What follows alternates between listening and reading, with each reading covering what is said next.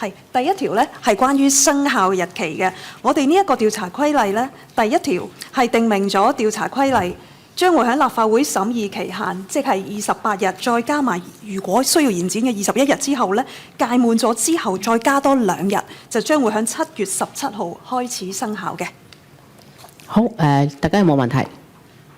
冇就我想問個問題，就係關於呢一度咧，因為生效日期咧就係就住第一條生效就頭先講咗2026年7月17號，想釐清咧，如果事情發生喺生效日期之前咧，係冇一個追溯嘅權力㗎嘛，去調查翻在之前嘅問題嘅，想澄清呢件事啫。主席，或者我答一答呢個問題啊。其實咧就係睇下嗰個問題出現係幾時。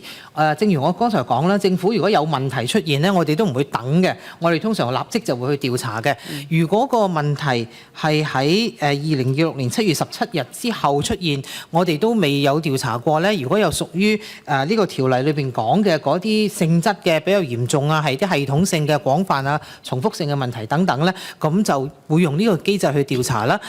但係呢個唔一定指個事件係要喺7月17號之後發生嘅事件，有啲係之前發生嘅事件，不過問題係之後先出現，咁都係可以嘅。OK， 即係都係可以查翻7月17號之前發生嘅事、發現嘅事情，只要嗰件事係之前曾經冇錯。OK， 即係之前發生嘅事情，如果個問題係嗱，如果個問題係呢個日子之前出現咗，我哋已經會查咗啦，用而家嘅機制。如果個問題事情係之前發生嘅，但係問題係之後先出現，先至發覺有個問題，咁仍然都係用呢個機制去查嘅。